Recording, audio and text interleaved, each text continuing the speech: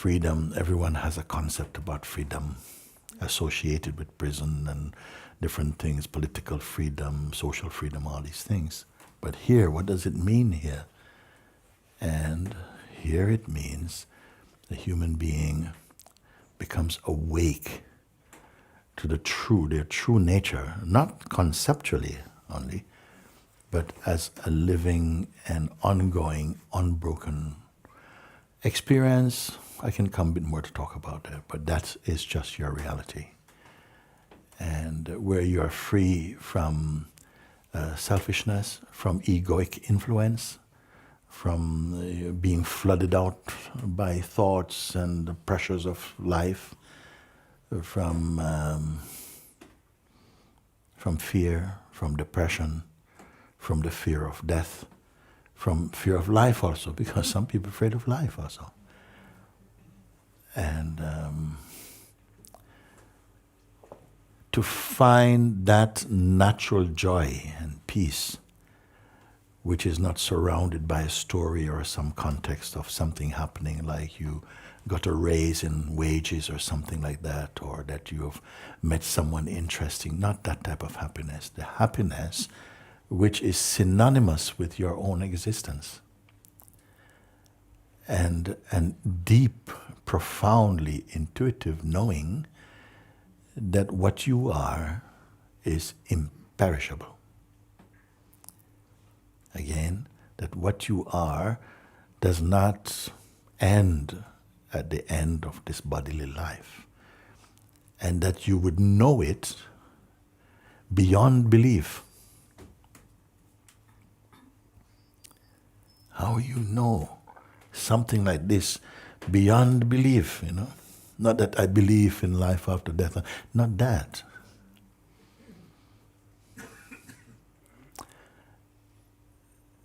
I cannot explain. You come to know with a certitude and a certainty that cannot come merely from a book. It has to be something announced inside your very being, and you just come to know. We don't know things only because of outward study of books or scriptures or practice or so on. There's another knowing that arises within us. You may say by grace, or by somehow a kind of harmony or synchronicity with life. One just comes to know some things. And it's not so much a knowing of things, but a knowing of what life is and who you are.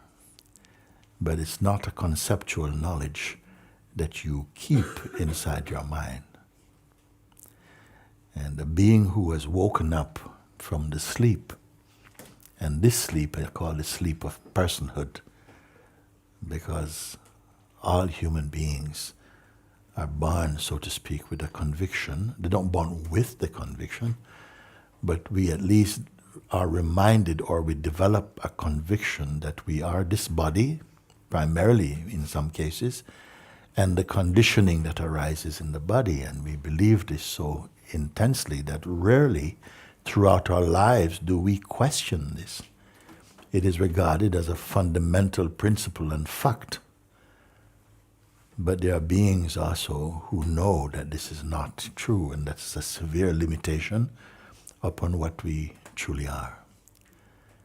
And that it is possible in the lifetime, in this lifetime. We don't know about other lifetimes. Many people tell you, we are old-timers at life. We have lived many, many lives. You may accept or maybe not accept. So let's take it at the ground that you are in this life, and that in this life it is possible to awaken in the way that I've just described. To be happy, and a happiness that's so broad that even moments of unhappiness or sadness can appear in it, just like clouds appear in the sky, but they cannot remove the sky. Different moods and thoughts and feelings can arise in you, but they cannot overwhelm you when you know the truth of who you are. And that for so many people, knowledge means something that you have. But here I'm talking about a knowledge that you are. It's not a knowledge about many concepts that we have and we believe in, but about your discovery, your self-discovery. It is our number one subject. Our second or number two subject is our number one subject. The number three subject is number one subject. Because all our focus is here. That my primary connection with you is to guide those of you in whose heart is pounding for freedom, who is desperate to know God, to find fulfillment while you're here, and that I won't be deferring you somewhere else, and to make use of that opportunity. And if you don't really believe it, because there are some who have this yearning, but we don't have the faith, is it really possible? And there are others for whom, when it is sensed the possibility is alive, strong resistances will come. And they are not new to us. But for anyone who sets out on a journey for self-discovery, you will meet resistances. Primarily that comes from inside your own system, to distract you also, to raise up doubts within you, to slow you down, to introduce you to other things less challenging, to use up your time and miss your chance.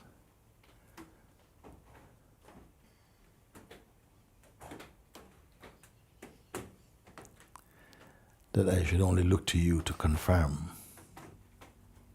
to say, yes, Mooji, it is so. And not just have to take your word of mouth, but to see and to feel in your presence the power of your seeing. And that if there is delay, I would want to know why. Because I don't feel that I've come across a guidance that clearly comes from the true place that has made it so simple, actually. And yet, if the right earnestness and urge for freedom is not there, it can just become food for the mind. And the mind says, yeah, I know it, I can even recite it. But freedom is not going to be just for parrots, that you just can repeat what you've heard. You must be what you hear. Because we are not pointing to what you must become, but what you must rediscover and recognize, and at least in the beginning be faithful to it, to love it, to acknowledge it, until gradually the effort to be there falls away, and you find, but it's natural, it's natural. You see. And so I challenge the kind of complacency that can sit in. Sometimes we meet, and I have the chance to meet you more closely, and to look at your seeing and how you meet life, and with what identity you're meeting life, and to point out, but wait, of course it's going to feel like that, because you are only living life in the idea you have of yourself and not of the true. And in a way that we can point it out also and say, can you see this? And you can look and say, yes, I can see this. And from where are you looking? And you can confirm, yes, it feels like a place I know but rarely visit. And we can continue looking, until all the subtle delusions are dispelled. And you are again testifying, confirming your true place. It has to be so. And it has to be followed up, because many great masters have walked on this earth They had disciples, they had satsangs just like we have. But sometimes it's difficult to find their real disciple or their real follower. They get dispersed and they go back into some and say, wow, but how can it be? How can it be? Because if we were here to say, study, to be a cook or something, or a mechanic, or something, after 1 or 2 months, you must can, if you're a cook, sort of like make some nice pudding or something, bake a cake or something, make some nice al dente pasta or something like that. If you're a mechanic, you must can change a wheel or do an oil change or replace some spark plugs or something. You came for freedom. You've been here for some time. What is the evidence of your presence here, you see? You should not even have to speak up.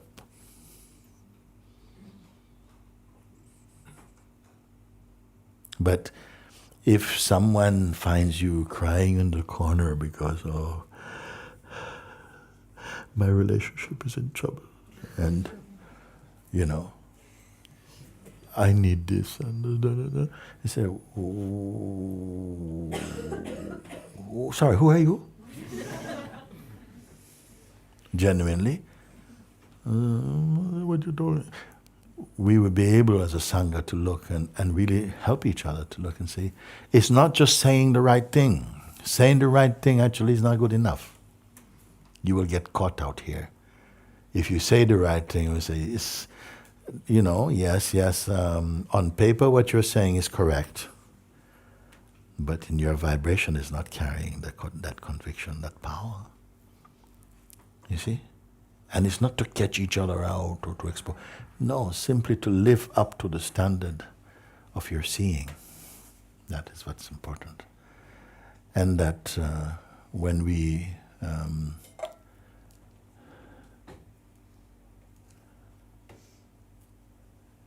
sometimes people say, but Guruji, thank you for welcoming us to your home and we can stay here. It's your home.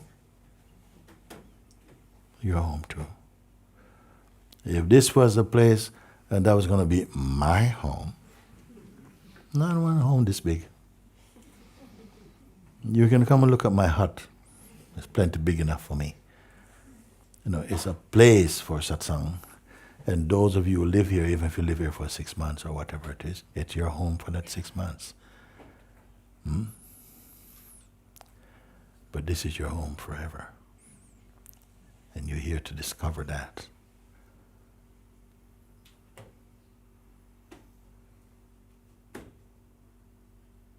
I want to see if and when you come to that great understanding, an understanding which I say it is the greatest attainment, the greatest understanding in the human kingdom, for a human being to wake up to our God nature within the heart.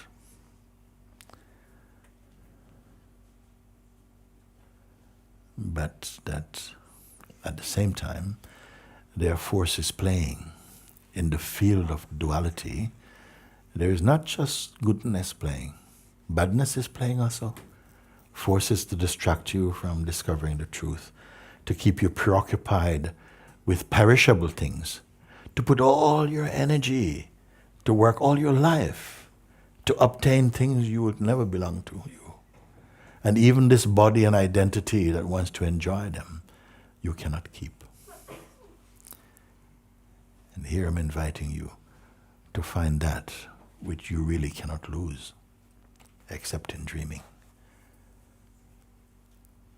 And I have nothing against this world. Because nothing that you see here is an enemy to you, except our own mind and the way that we use the mind. When we fall in love with perishable things, it's like falling in love with a cloud. Enjoy, it's beautiful, so beautiful. Then it goes, it's good. Don't grieve. But our emphasis is not even on that. I don't have to tell you do's and don'ts. I'm not here to lay down another set of commandments about anything. The old ones are good enough. But to observe and to follow the pointings, now you have invitation. You can listen. It will also reveal in you your true nature. You see. And I have simple, over the years of spending so much time together, I said, why? I don't want to speak so much anymore. I want to be able to say one word, or at least a sentence, and it will be enough for you. Because the understanding will be completed inside your own heart, and you'll say, thank you, before I finish my sentence also. Thank you. Finish. To cut the umbilical cord to the psychological identity. To know and to stand in the power of your truth. And to not keep on needing reminding.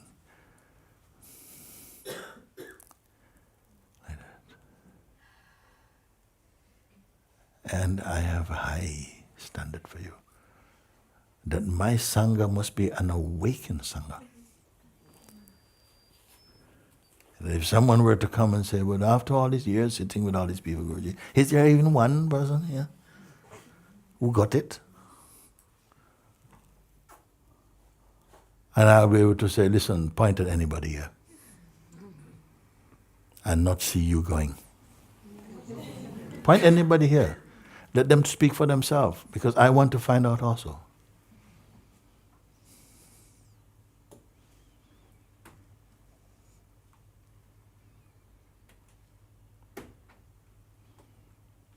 Who did I come here for? Yes, for you.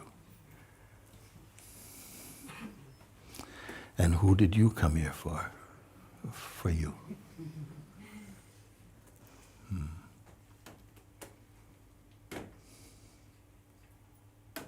And I don't want my words and what they point at to disappear like fragrance in the wind. They have to land somewhere. They have to reveal something that cannot be blown by the wind.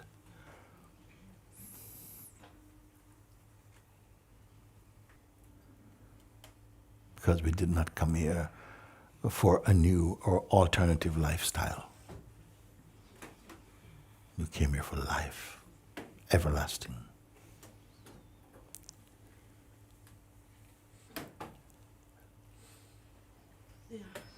To whom am I speaking?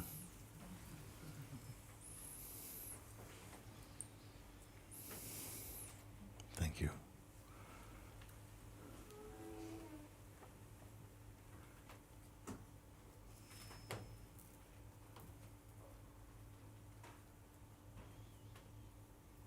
Everything on this land supports awakening. God has put this grace here. Everything on this land. And therefore all the beings on this land must support awakening. We must not be jealous of each other when you see one flowering into the truth of themselves. Yeah, it may shake you up, but for good reason.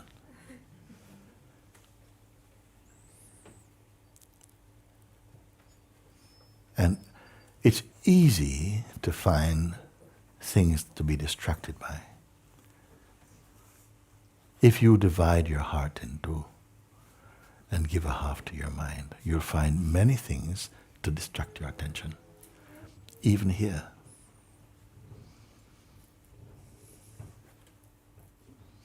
Because if the story is true, and Adam and Eve were in the Garden of Eden, called paradise, and was distracted, be sure you will be distracted on this earth. Okay? It's going to come. But don't just treat it as an enemy. So wise you'll become that you'll treat it as an aid. That it helps you to exercise your discernment and to look and to sit and to transcend. Because another name for life would be to transcend. To return to one's original nature. Because let's face it, quite frankly, where else? What else is really on offer?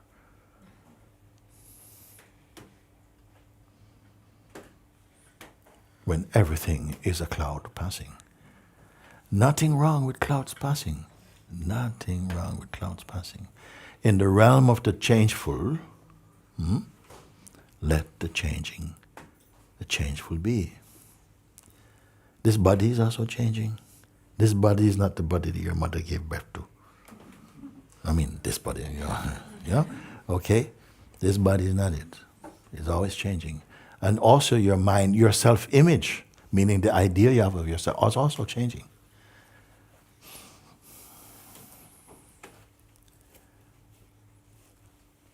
But as you know, there's something that's not changing.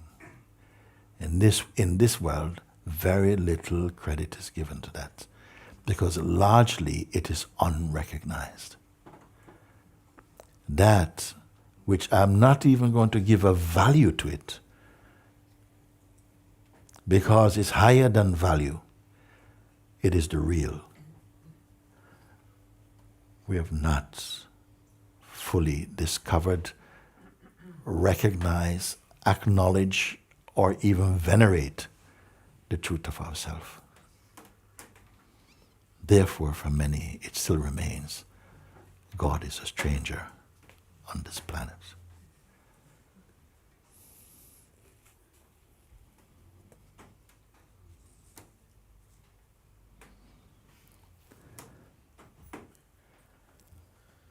I am putting it that if that is a fact for you, your time has come to change.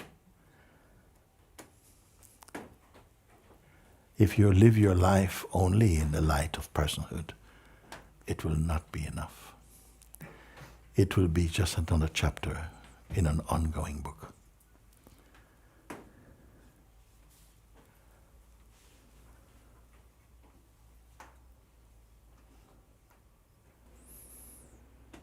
Because I'll keep standing in the place where I am.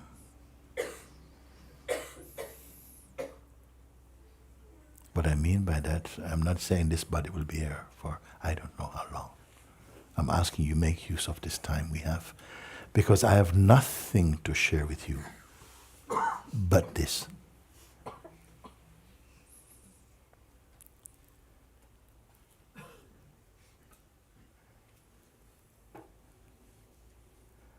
And I've not come to give you any souvenirs of truth or freedom.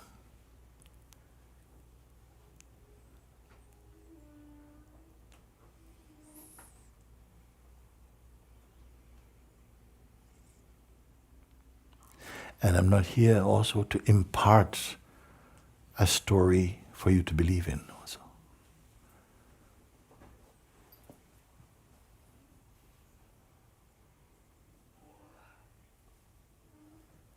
For the Lord of the universe is not a story.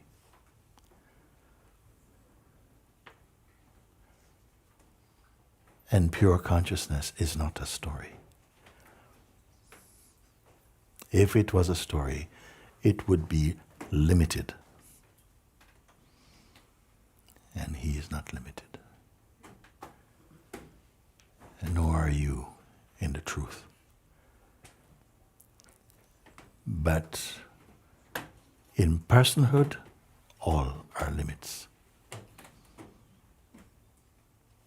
And, there's nothing wrong with personhood per se, except that it is an inadequate representation of what you are.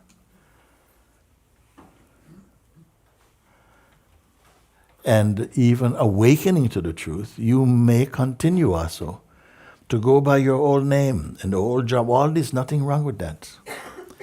But a new light will be present there in you. I cannot look upon this world and say, oh, it's just a dream, forget about it. It's God's dream. Know it.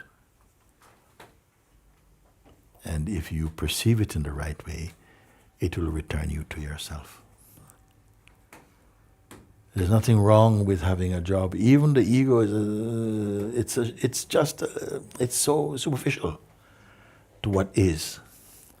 And this discovery is available for you, each one who's here. So either you prove me to be false or you prove me to be true. And I won't give you too much time. Because whatever it takes, you have it.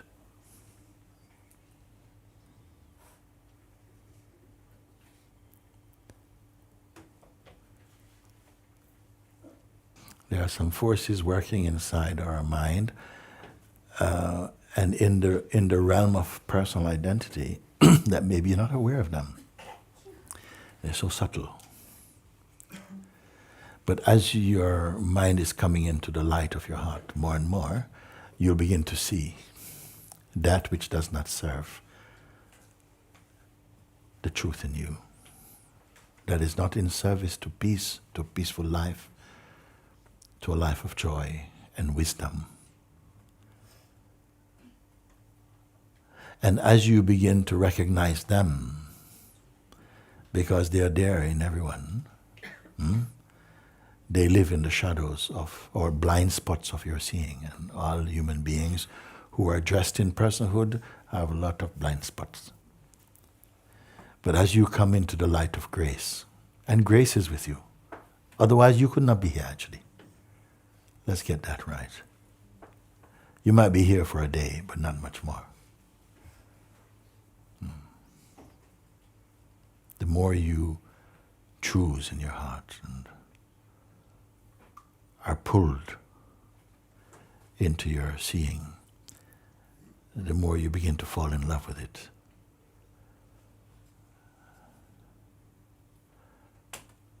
Your farm, your house, becomes like a glass house where these forces cannot hide. And when you see them, it's not a big fight. Your seeing of them, your exposing of them, is, in a sense, it's almost as though they lose their power in the light of your recognition. It's not that you have to go and beat them up. They lose their influence when you become more clear as to who you are. So don't be afraid. In this life, you have to fall in love with God, with truth. You have to be lovers of what is real and what is true. Not merely survivors and sufferers. The more you become alive to what is true in you,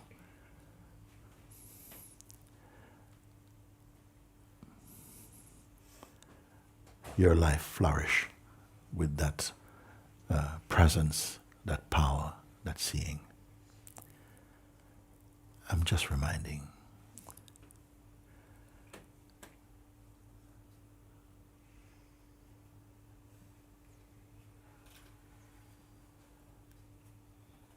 And we have done little else other than point the way.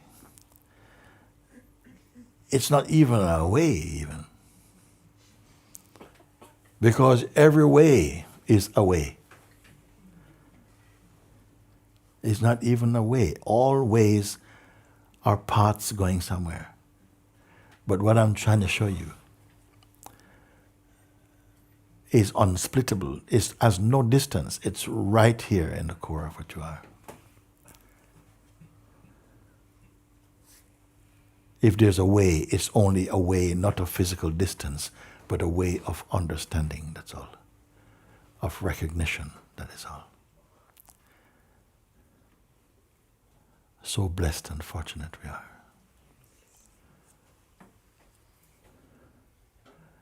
That your way back to yourself need not be a way of strenuous activities, torturous paths.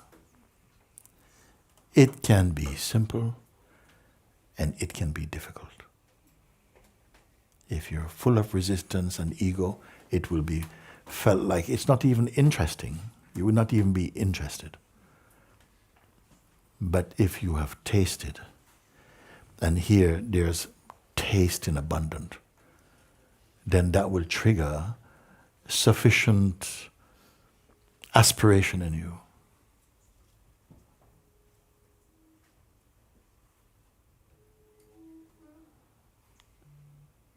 So that you're not left merely waiting for a sense of conviction.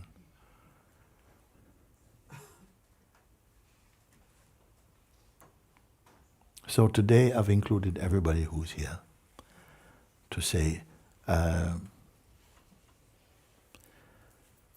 is there anyone here that I should leave out of this invitation? No.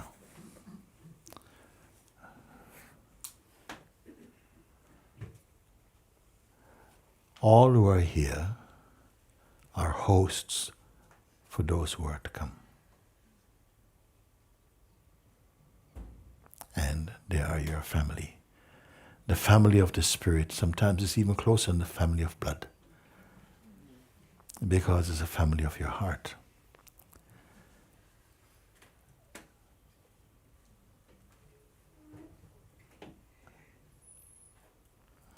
So, render service to them.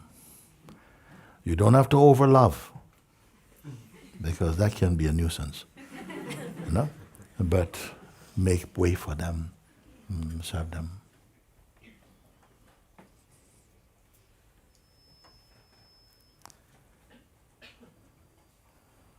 That's it.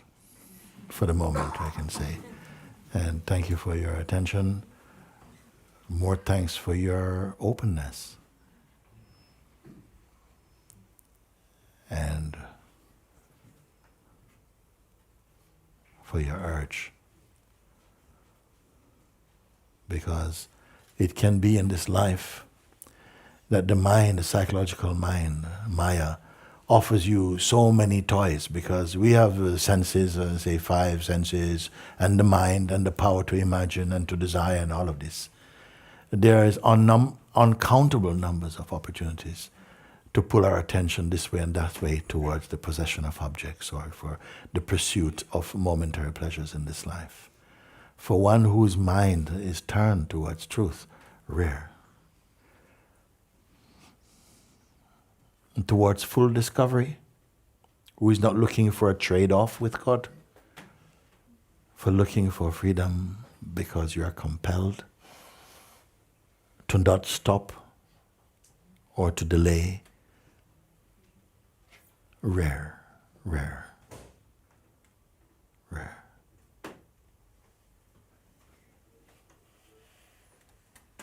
But even for one, it's worth it. Every now and again, a being is revealed in this life. One man, 2,000 years ago, gave up his life. Now 2,000 years later, people are still seeking and having a connection with him. 2,500 years, another one forgot all about himself. In 2,500 years, no one can forget about him. 1,400 years, another one come. They're coming. I don't want to put hundreds of years between. There's never been a time on this planet when there has been without awakened beings. I'm only saying it's time. You're one of them. Now, that may be my delusion. An overgenerous idea of the human possibility. But knowing that you are that already, beyond doubt, there only remains the recognition of that and the flowering of that recognition. Am I speaking to you? Yes. Thank you. Okay. Thank you. Thank you. And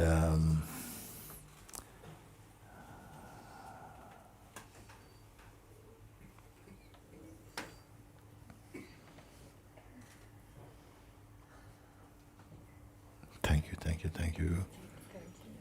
Hallelujah. Alhamdulillah. Thank you. God bless you. Mashwai.